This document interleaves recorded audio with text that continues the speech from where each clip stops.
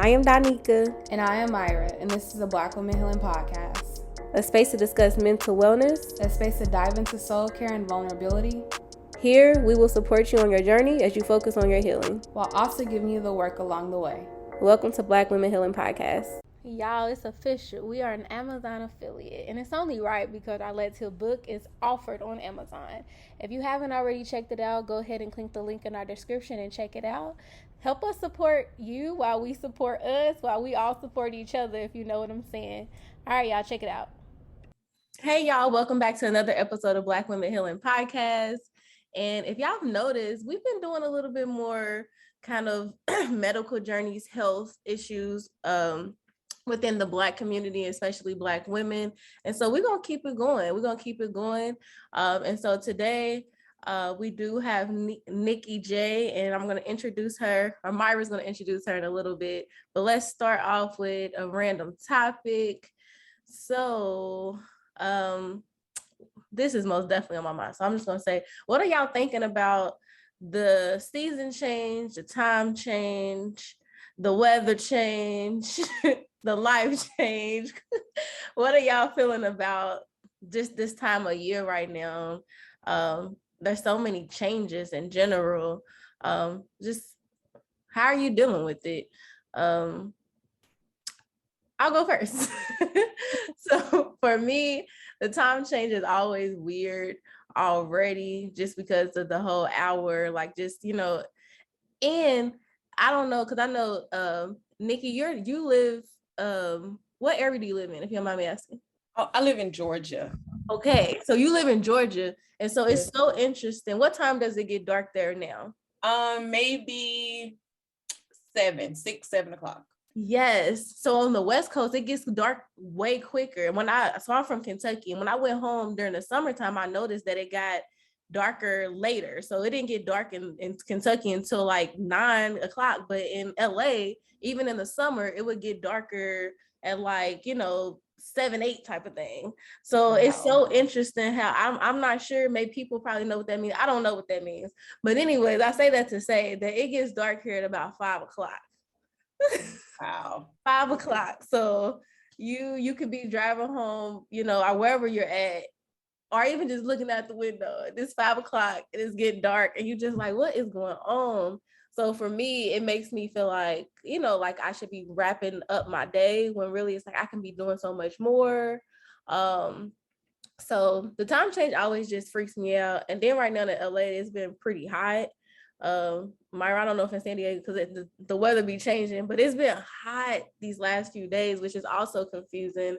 And I just bought a few little jackets and I want to wear my jackets, but it's hot right now, y'all.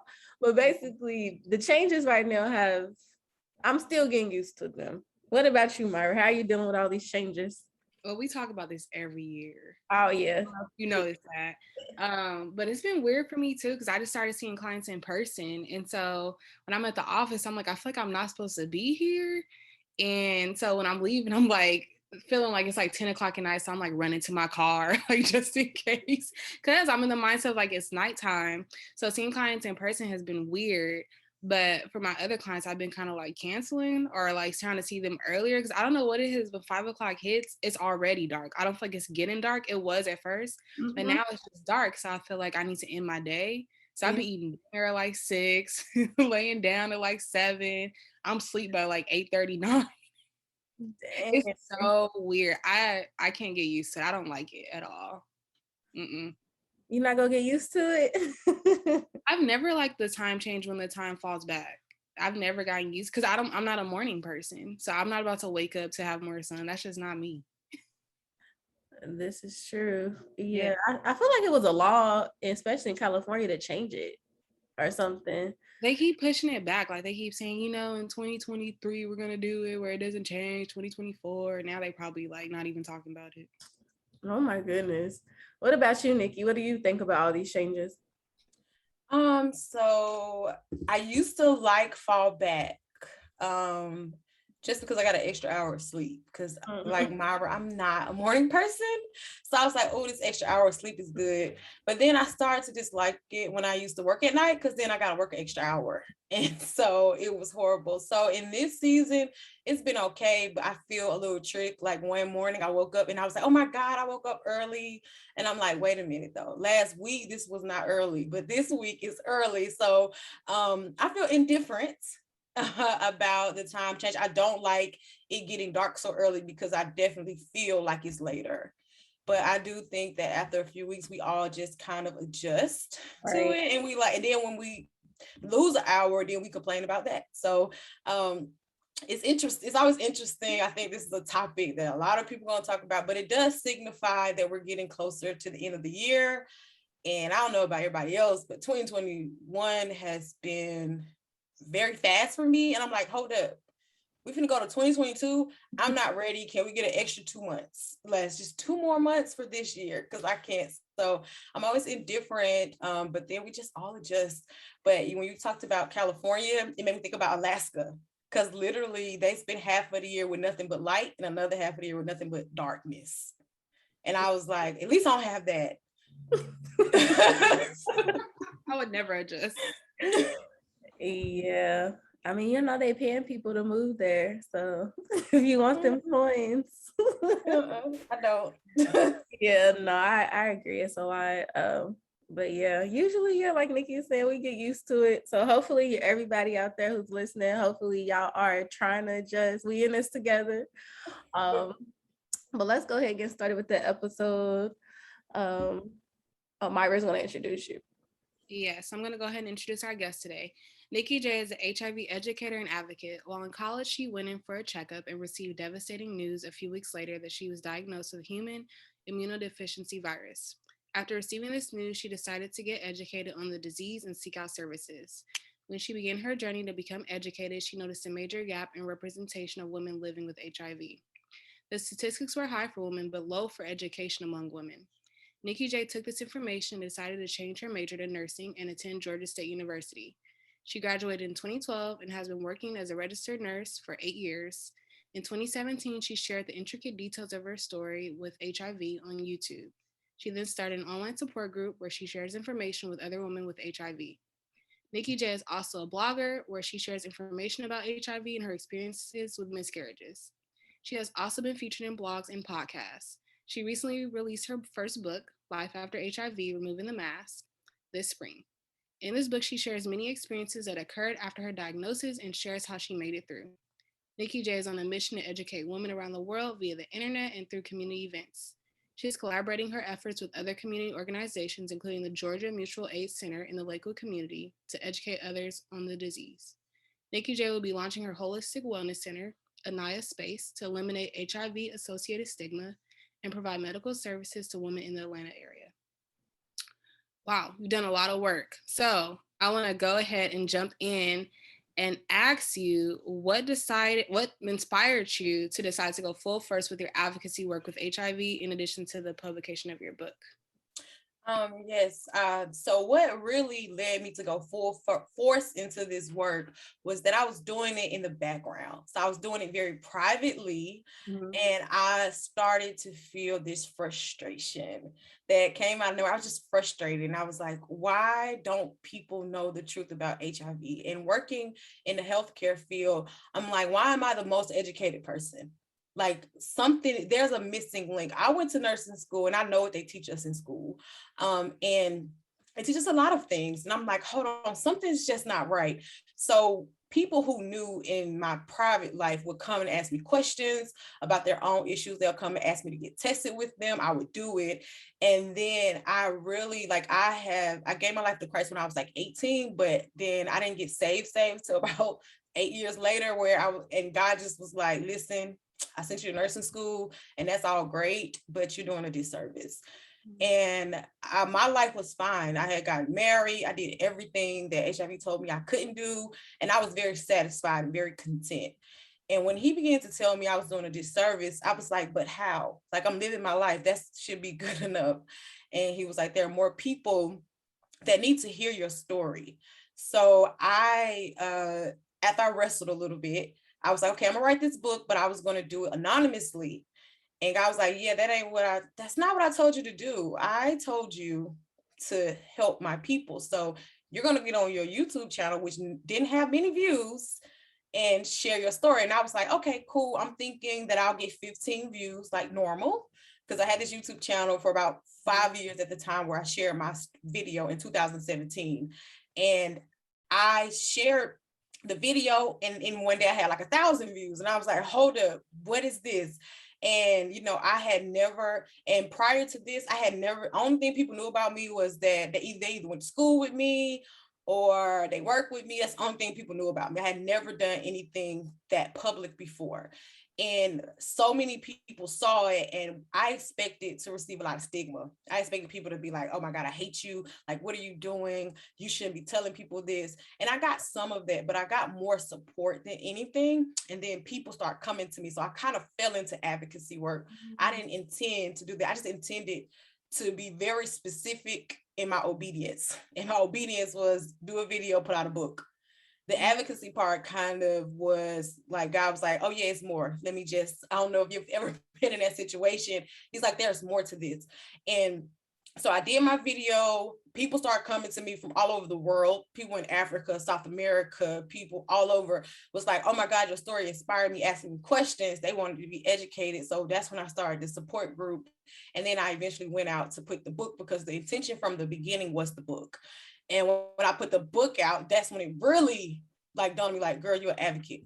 Like, do you not understand? So people at churches would send their members to me, like, hey, my pastor know about you, and she sent me to you for help. And so that's how it started.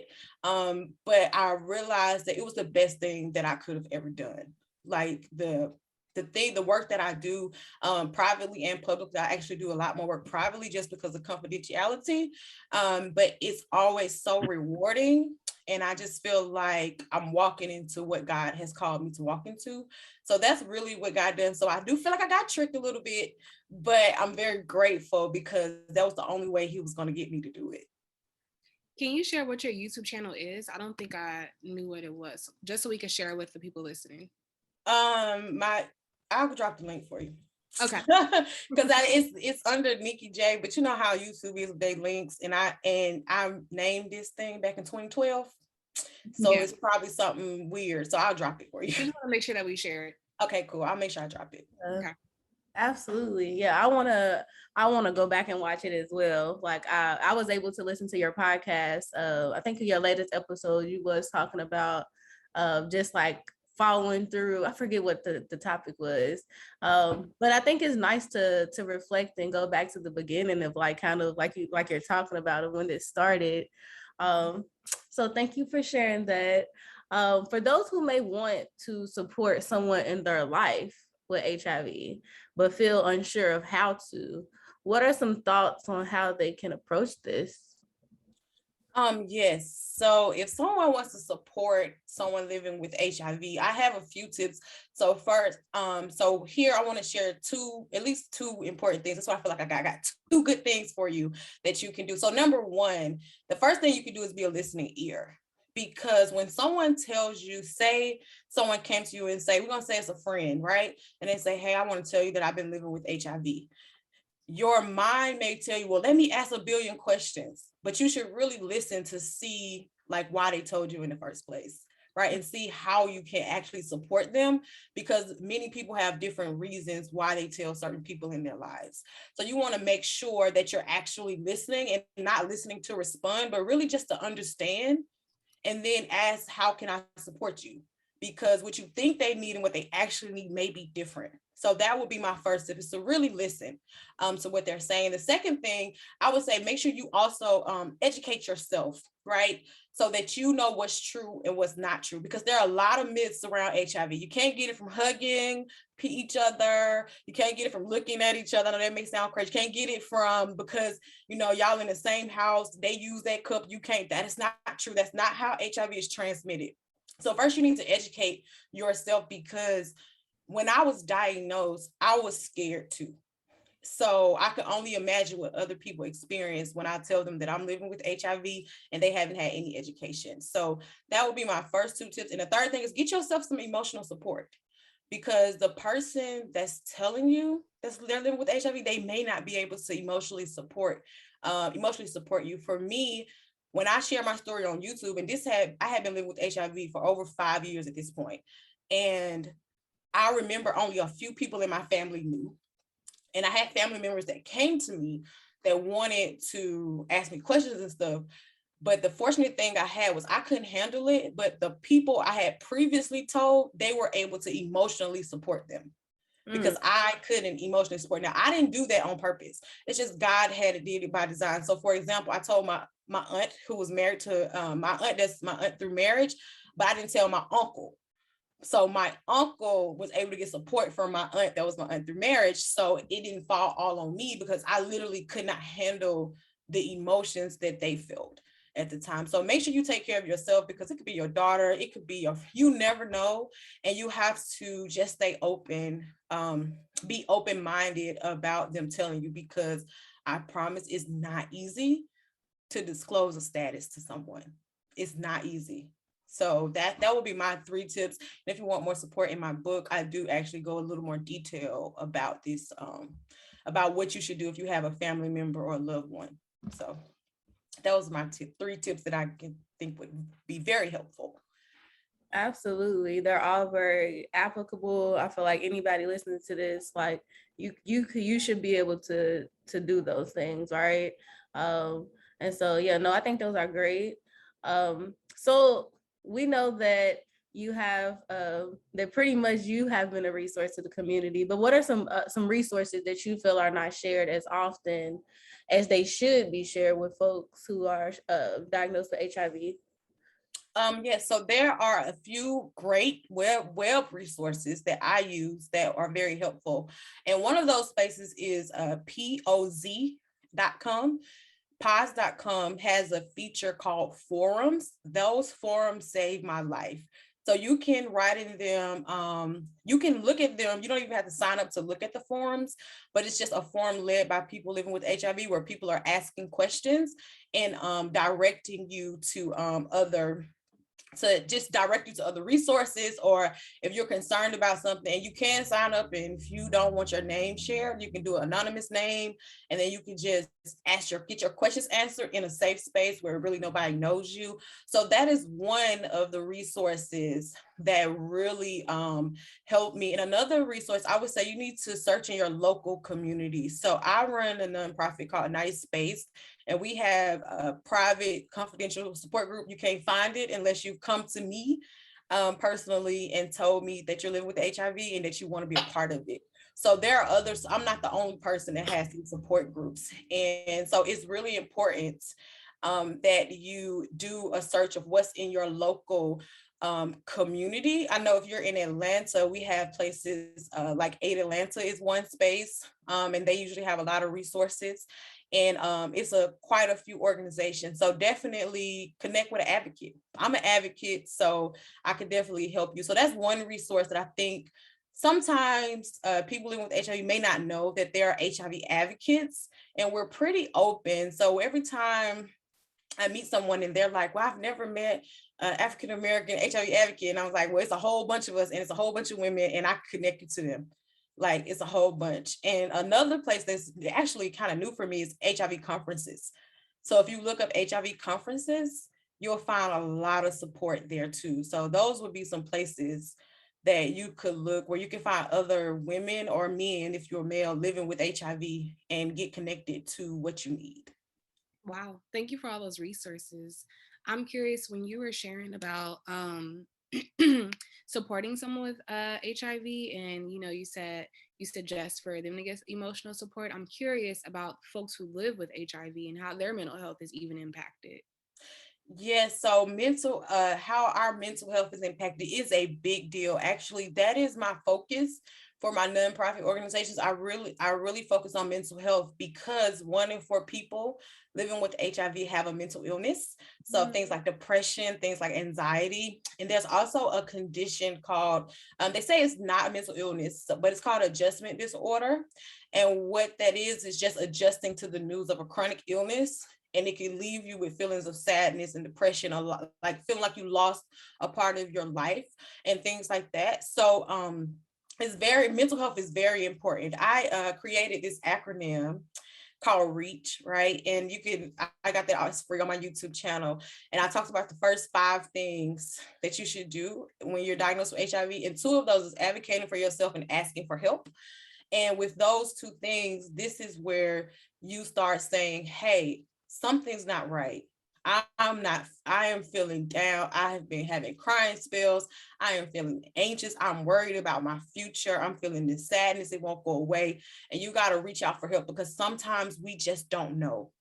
Right. Or because you can go around and be depressed with a smile on your face and nobody will ever know. I used to hide my depression very, very well, because what people saw was she's successful, she's a nurse, she got her own car, she got her own home, she always doing something, but it was a mask because people didn't know I was living with HIV. So it was a mask. And there are a lot of other people living with HIV who have not told people around them and things like that, out of fear of stigma, because people have thoughts and things like that. So if you are a person, a woman or a man living with HIV, and you recognize you have a problem, the first thing you have to do is seek help. And the first place is we go see our doctors at least twice a year. So when you go talk to your doctor, tell them to give you a referral for a mental health referral, so you can go see a therapist. Right. So that's one professional thing to do. Another thing is I believe in healthy coping. So some of us, whenever you have a mental illness, just period, right? So this could be for anybody who may be dealing with a mental illness. Sometimes we cope with things that are not healthy for us. So we may cope with overeating, you may cope with drinking, you may cope with smoking. You may cope in other ways that are not healthy for you. So you got to turn those into healthy coping skills, like journaling, right? Finding something to relax your mind. Maybe I like adult coloring books, right? Go outside and get in the sun. Believe it or not, I learned this from a psychiatrist, that there's a form of therapy that's about light therapy, and it's getting into the sunlight. So I know with COVID, which has had a huge impact on people living with HIV, you got to go outside. Maybe you need to go outside and sit in the sun, listen to your favorite music. Make sure you are reaching out to friends, doing things that you love to do. That's what you could do in the meantime until you can get into therapy, and then express your feelings. Sometimes we want to hide how we feel, or we don't want to feel like we're singing the same song. Like, I don't want to feel like I'm always talking about how much this HIV is affecting me. I don't want to feel like I'm always talking about it. We don't want to wear somebody out with that. So just a therapist will help you with that. But also just get it out. Like, even if you got to write it, if you got to just say it out your mouth, you got to yell it, scream it, if you got to write poetry, because I'm very creative. So a lot of the things I do it because that's how I was coping with my own diagnosis. And it just so happened it turned into something beautiful, but I didn't really do it. I didn't do it because I wanted to be seen. I did it because I was struggling, and I'm like, this is not working, and I got to do something else.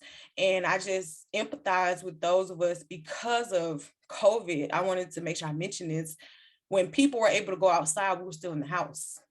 So there are people who were in their house 8, 9, 10 months. And that was really, really hard. And so I just want you to know, if you're listening and you're living with HIV, I want you to reach out for help. Feel free. You can always reach out to me, reach out to my organization.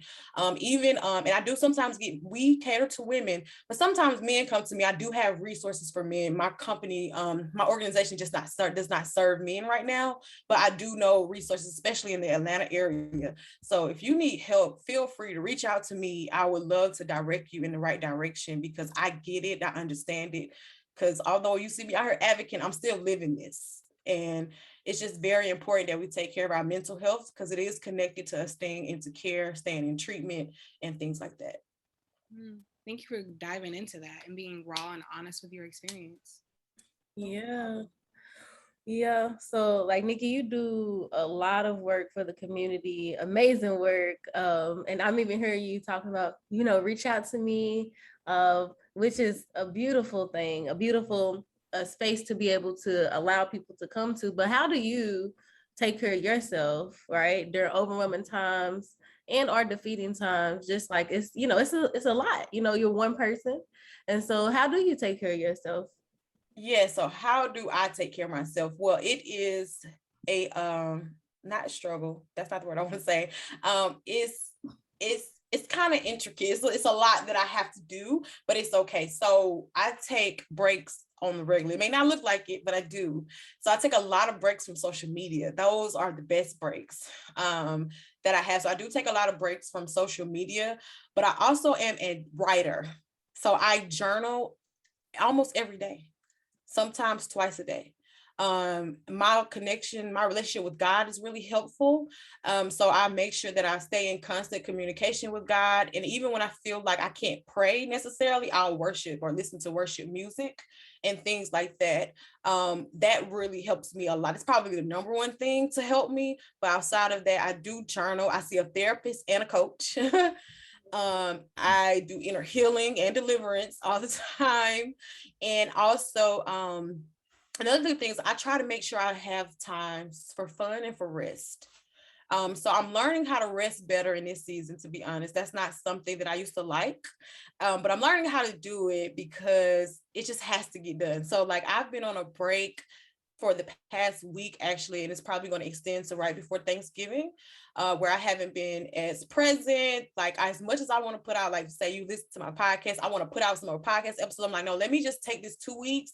Let me just pull back, because then I can come back and go for a longer run if I take a break now, right? And so I just am intentional about my breaks. I'm intentional about journaling, and then I'm also learning to be very intentional about boundaries. So when I say boundaries is this. So sometimes you may have a good friend call you and they want to dump on you, right? I'm really good about saying, hey, I hear you and I want to be there for you, but can I talk to you later? Because I'm overwhelmed right now. I can't. I really can't handle the weight of what you have. And you got to make sure you have a supportive friend group that gets it and understands it. So I have been fortunate enough to have friends, and a lot of my friends do work like grief coaching. They are in ministry and they do these kind of things, so they understand. They kind of understand that. But when I make new friends, because I'm not of the thought of no new friends, that's not me. I do try to establish that boundary because I'm actually very introverted. So I refuel alone. And so they have to understand that. So boundaries are so important for me, especially living with HIV, because a lot of people who know me personally, they forget.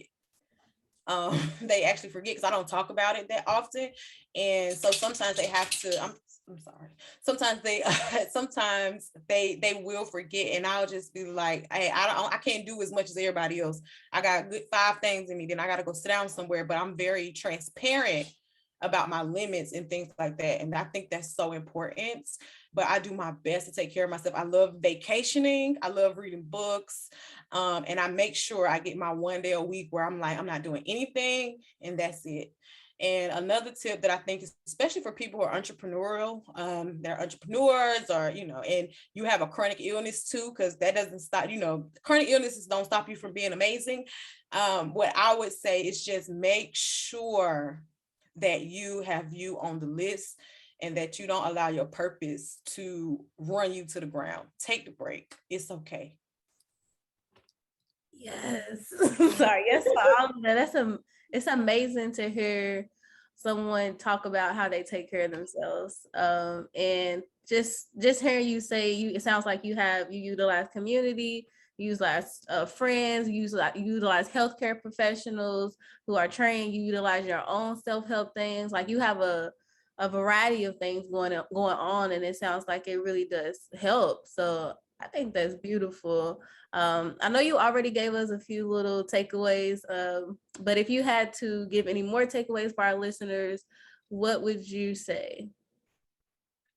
So the takeaway that I would give is one that you probably heard, but I'm gonna tell you just like this. The takeaway that I would say is go take an HIV test. Get tested. This is an epidemic that we can end. That, let me tell you, science has done some amazing things. Tests are more sensitive now. You can get a test that can tell you your status within 30 days, where it used to be you had to wait 3 to 6 months. Getting tested is the key to ending this epidemic. You have to go get an HIV test. You don't have to be afraid. If your test is negative, go back every 3 to 6 months. Protect yourself. Condoms still work. They still work. And then also, which I can't get into too much detail, look up PrEP, and that is a pill to prevent HIV transmission. And women can take that pill too. Men can take that pill. It is very effective. So I just want to encourage you to take care of yourself and get an HIV test. Yes. Well, thank you so much for your time today. And we're going to make sure that we share all your links with our listeners, because this is important information that we need to spread. Well, thank you so much for having me. Thank you for inviting me. I'm so honored to be here, and I just cannot wait to work with you again in the future. Of course. Have a good rest of your weekend. Thank you. So that was such a good episode. Like, if y'all haven't noticed, I'm really into these medical journeys, like these health episodes, just because I think that, like, I mean, every time I listen, I feel like for myself, I just learn so much more. And the fact that, you know, so a lot of this stuff we don't talk about, or if we are talking about it, it doesn't seem like we're talking about it enough. And I don't think there's ever such thing as like, oh, we talk about that too much. Like, it's always more to learn. And I love a good personal story as well. So I know I'm going to be looking at her YouTube to look at her story, just to, you know, gain some more insight on her experience. But so, yeah, that's pretty much my reflections for this episode. Myra, what do you think about this episode? I agree. I also want to buy her book just because I'm like curious. I want to see what it's about. So I think I'm gonna also do some research on my own too. Just, I feel like topics like this, we got to educate ourselves. So yeah, I really enjoyed that she was so open. Yes. Well, yeah, other than that, you know, I hope you all take a listen. I hope that you all like and share and subscribe to all of our platforms, and continue keeping up with us. So y'all, we have to shout out our friends over at Fiverr. We are officially a Fiverr affiliate, and I love Fiverr because you can literally go to them for any type of project you might want to work on, whether it be if you need a new logo, you need help with the resume, you need help with social media, they help you over there. So go ahead and check out our friends over at Fiverr. That's 5ERR. So 5 with 2 R's at the end. So go ahead and check them out with the link in our bio and tell them that we sent you.